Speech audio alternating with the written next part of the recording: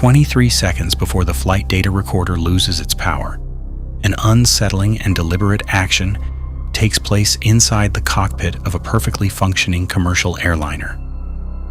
A human hand reaches across the center console and manually moves the engine fuel switches to the cutoff position.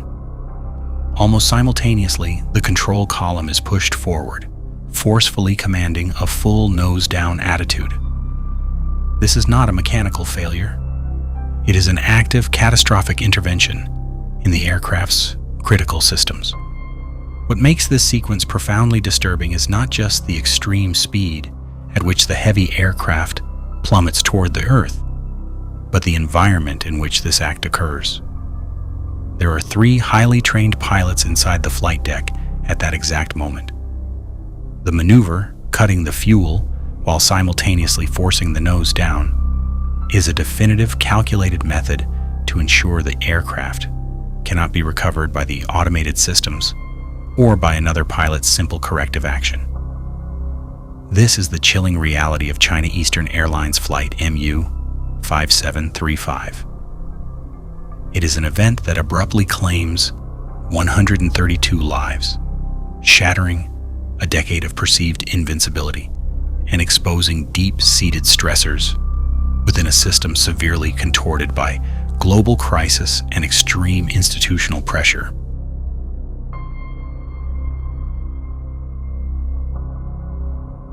The commercial aviation industry in the People's Republic of China enters the month of March in 2022, bolstered by a decade of truly unprecedented safety performance. Time in this highly regulated industry is measured in continuous safe operations. For 4,227 consecutive days, the nation's sprawling commercial fleet operates without a single fatal accident. It successfully amasses over 100 million continuous flight hours. This is a monumental feat, recognized globally by international regulatory bodies as the absolute gold standard of civil aviation safety. This era of perceived invincibility is a point of immense national pride. However, this 100 million hour safety streak also transforms into a source of immense unseen institutional pressure.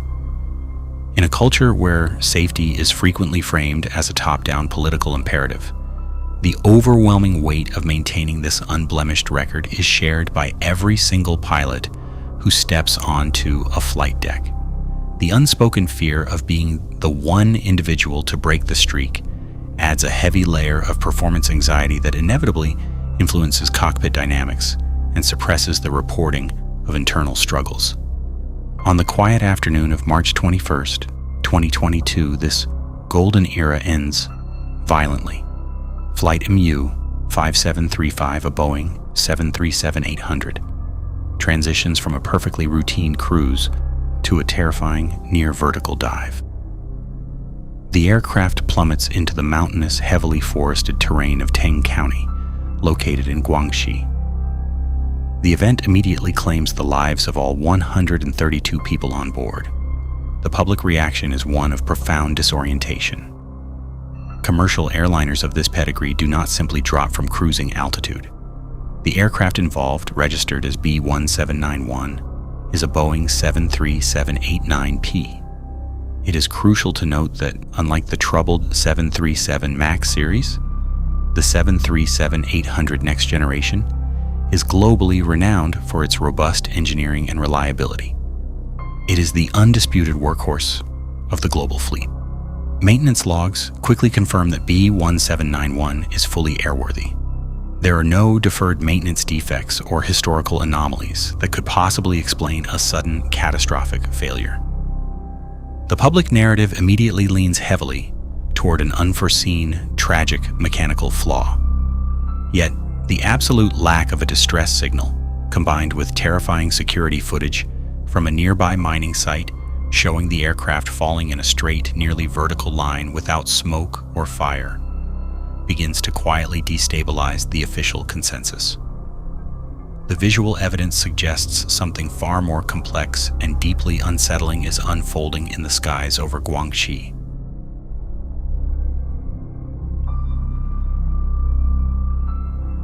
To fully comprehend the environment surrounding Flight MU5735, it is necessary to examine the specific route and the individuals it carries.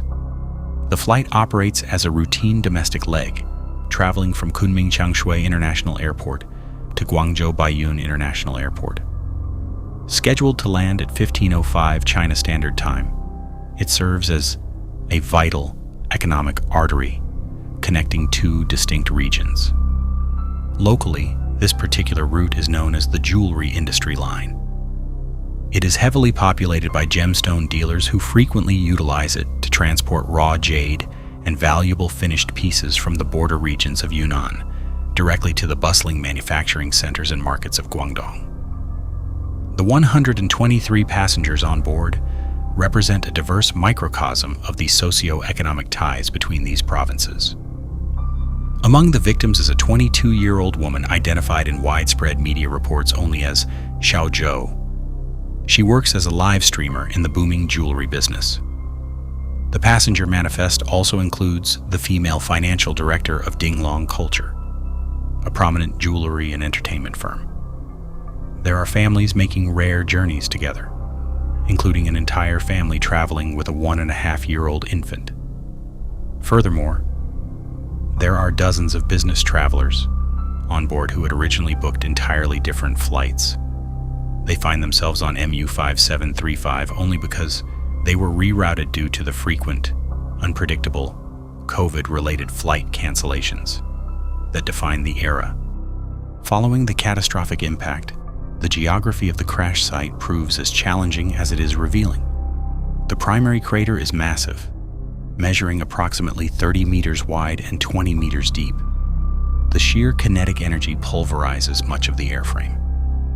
Yet amidst the absolute devastation and the over 49,000 pieces of recovered wreckage, investigators find poignant personal items that starkly humanize the tragedy. They discover a tattered French textbook, a wallet still holding identification cards, and Xiao Zhou's handwritten notebook. Inside this notebook is a fragile fragment of paper describing the Ping'an buckle, a traditional Chinese ornament. The note simply explains that Ping'an signifies safety and peace year after year. The juxtaposition of this quiet, written hope against the absolute violence of the scorched crater forces the investigation to look beyond the destroyed machinery. The answers do not lie in the pulverized metal, but within the complex human dynamics of the flight deck.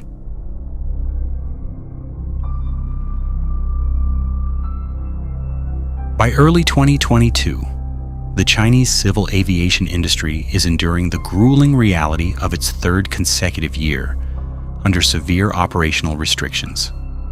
While much of the global community has begun a slow, steady transition toward a model of living with the virus, the domestic environment remains fiercely committed to a policy of total elimination.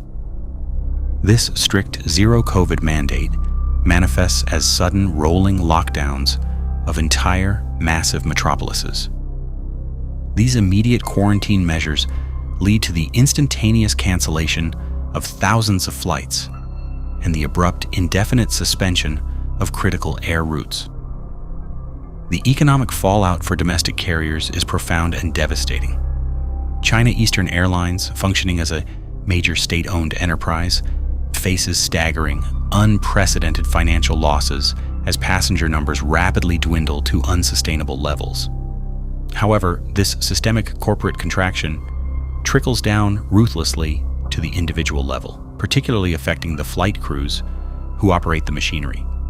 Pilot compensation within the Chinese commercial aviation system is uniquely structured. It is heavily weighted toward actual flight hours flown. It is a performance-based system with a high sensitivity to route reductions.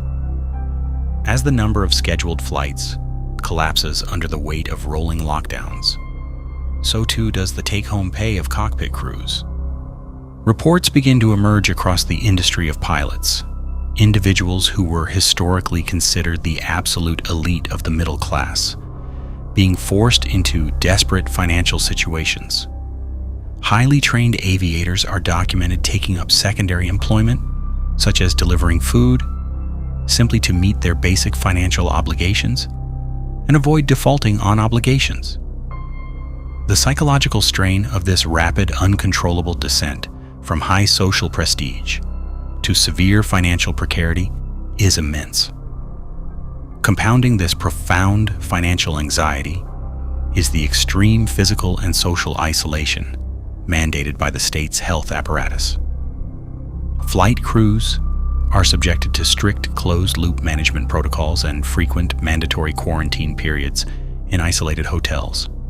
They are separated from their families for weeks at a time, confined to small rooms between drastically reduced flying schedules. This combination of plummeting income, loss of social standing, and extreme isolation creates a unique, highly volatile mental health landscape behind the reinforced cockpit doors. The pristine safety record masks an industry where the human operators are stretched to their absolute psychological and financial breaking points. The men flying the aircraft are navigating a hidden crisis, one that is entirely invisible to the passengers sitting in the cabin behind them.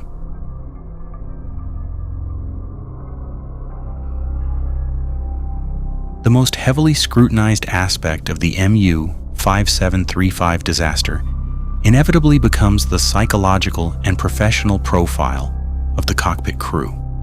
To understand the sequence of events, one must analyze the men at the controls. The flight is operated by 3 individuals. Sitting in the left seat, the position of ultimate authority, is Captain Yang Hongda. At 32 years of age, he is a highly competent pilot, possessing 6,708 total flight hours.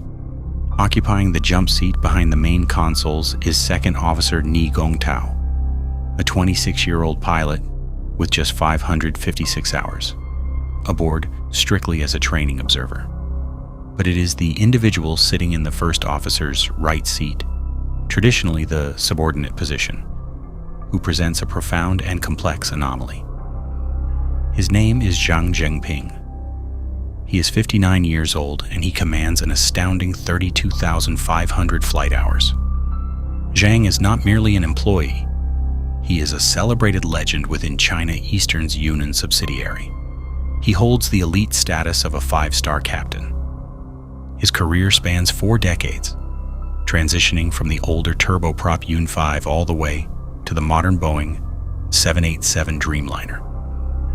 He has served as a respected mentor to hundreds of pilots over his extensive career. Crucially, historical records confirm that Zhang Zhengping had previously been the direct flight instructor to Captain Yang himself. This creates a severe seniority inversion on the flight deck. It is a rare and highly complex dynamic in any commercial cockpit, but it carries immense unspoken weight within the deeply hierarchical culture of Chinese aviation. Zhang is nearing the mandatory retirement age.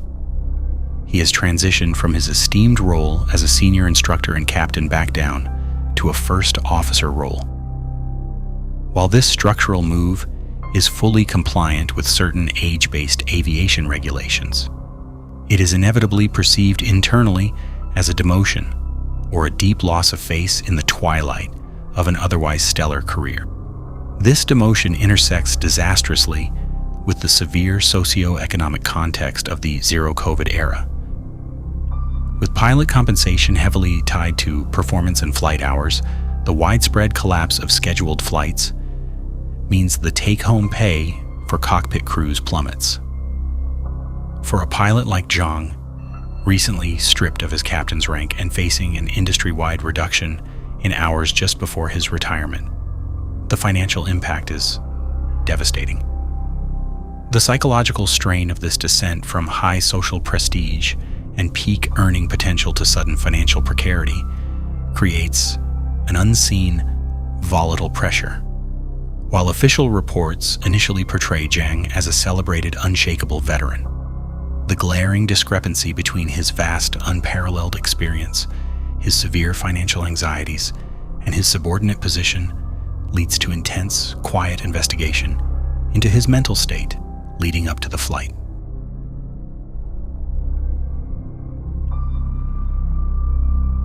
Flight MU5735 departs from Kunming at 13:16, utilizing runway 21. The initial phases of the journey are entirely nominal and strictly according to protocol. By 13:27, the Boeing 737 smoothly reaches its assigned cruise altitude of 8,900 meters, or approximately 29,100 feet. For nearly a full hour, the aircraft tracks predictably along route A599. There are standard, unremarkable communications recorded between the flight deck and air traffic control. The last completely normal radio contact occurs at 14:16, precisely as the flight crosses the boundary and enters the Guangzhou control area. Up to this exact second, there is absolutely nothing to distinguish this flight from thousands of others. 4 minutes later, the routine shatters. At 14:20:55, automated radar systems in the Guangzhou Control Center suddenly trigger a severe warning. It is a deviation from assigned altitude alert. Without transmitting any distress signal, without a single mayday call over the radio, the heavy aircraft begins a rapid, impossibly steep descent.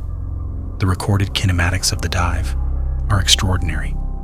Within approximately 60 seconds, the aircraft plunges from its cruising altitude of 29,100 feet to below 8,000 feet. The central investigative question, precisely why the aircraft entered a vertical dive, leads to a stark and profound divergence between official domestic statements and the hard data released through international channels. Preliminary reports from the domestic authority focus heavily on the complete absence of mechanical failure. They formally confirm that the aircraft's airworthiness was valid, the twin engines were operating normally until the moment of impact, and severe weather was absolutely not a contributing factor. However, the veil of institutional silence is eventually pierced by international transparency protocols. The 2026 Freedom of Information Act release, originating from the National Transportation Safety Board, provides highly specific flight data recorder parameters. These data points tell a dark, undeniable story. The records indicate that the final sequence of the flight involves active, deliberate human intervention in the aircraft's critical systems. Approximately 23 seconds before the end of the data recording, a definitive and catastrophic action is taken. The fuel switches for both of the Boeing 737's engines are manually moved to the cut-off position. Almost simultaneously, the control column is violently pushed forward into a full nose-down command. The flight data recorder captures an abnormal movement of the control wheel, suggesting a violent physical input that vastly exceeds any standard autopilot correction or manual flight parameters. The mechanical consequences of manually cutting the fuel supply are immediate. Because the engines are abruptly shut down, the aircraft's main generators instantly stop producing electricity. The flight data recorder does not possess a dedicated backup battery designed to continue recording without main generator or APU power. Thus, the vital data stream cuts off completely while the aircraft is still high in the air. This leaves the final 20 seconds of the terrifying descent completely unrecorded and shrouded in mystery.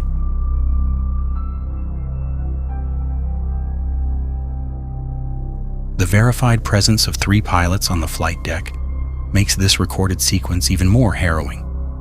In most recorded cases involving intentional pilot action, a lone pilot waits for a colleague to leave, then locks them out of the flight deck. On flight MU5735, 3 crew members are physically present in the cockpit at the exact time the dive begins.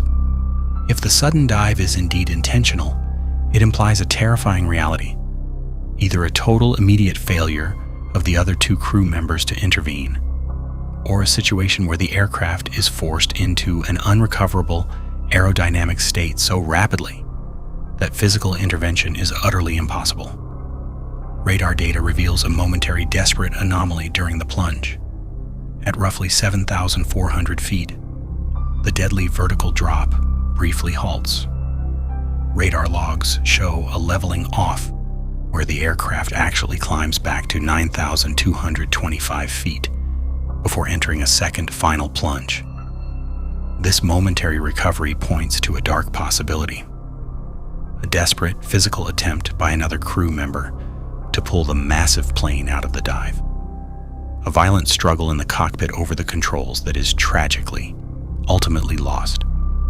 These specific findings align heavily with the intentional action theory held by numerous international aviation experts. The final recorded radar signal captures the Boeing 737 at a pressure altitude of 3,380 meters, with an indicated ground speed of 1,010 kilometers per hour. The aircraft is hurtling toward the mountainous terrain at speeds nearing the sound barrier. The investigation into the disaster is officially governed by ICAO Annex 13, which grants the state of occurrence the lead role, while the NTSB provides technical assistance. Initially, cooperation is strained by the geopolitical climate and strict travel restrictions. But as the investigation slowly enters its second and third years, the transparent communication considered a hallmark of global aviation safety begins to completely fade. The Domestic Aviation Authority, technically legally required to provide annual public updates, becomes increasingly reticent. In May 2025, the mechanism of institutional censorship is fully deployed. In response to a formal government information request filed by a citizen seeking answers, the agency issues a stark statement. They officially declare that the results of the investigation are not for public release. The given justification is that such disclosure might endanger national security and social stability. This bureaucratic move is immediately accompanied by an aggressive, highly coordinated cleanup of the internet. Online forums where the NTSB flight data or the national security response are actively analyzed are systematically scrubbed. The official information request website is reportedly shut down entirely after experiencing a surge in public inquiries. This heavy-handed suppression strongly suggests the final findings contain highly sensitive elements related to pilot mental health and systemic management failures that the government deems far too dangerous for public consumption.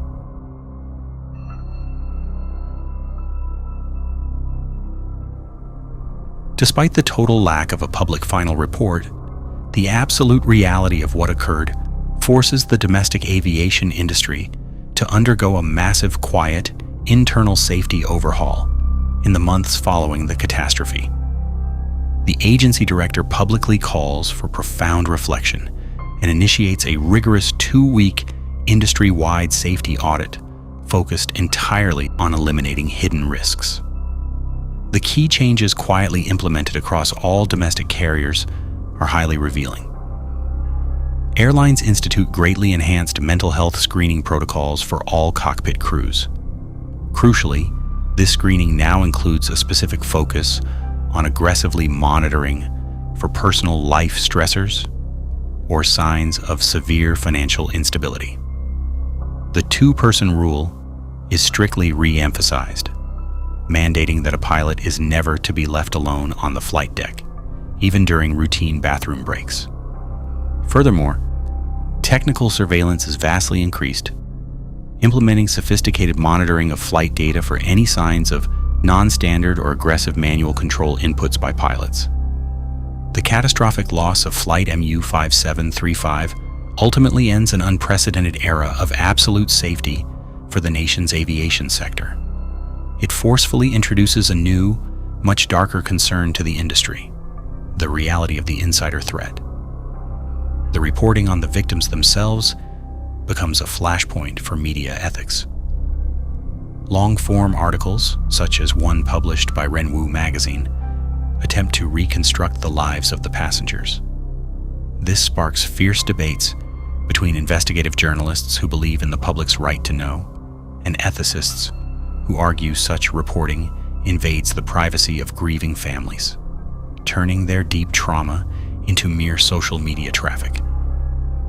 This controversy mirrors the deep societal trauma caused by the crash, as the entire nation struggles to process a mass casualty event in the midst of an already grueling, isolating pandemic. The deep crater in Molang village has begun to be reclaimed by the Earth.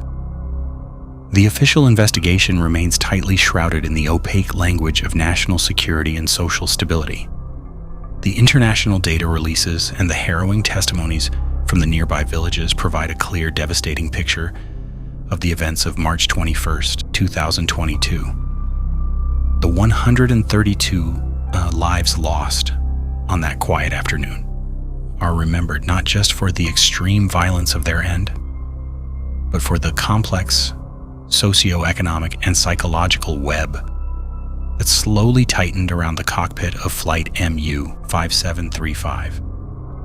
In the space where an official, transparent truth should stand, there is only a carefully maintained void. It is a profound, engineered silence that offers no closure to the families left behind, only the lingering, unsettling reality of an absence that is designed to remain permanently unresolved. 535广州叫你。我这已在1.35呼叫，收到了，请回答。在1.2.35帮忙再叫一下东方535，看能不能叫出来。收到了1.235叫东方535，南方3拐64。东方535，上航9.56，1.15叫。东方5.35，上航9.56，1.15叫。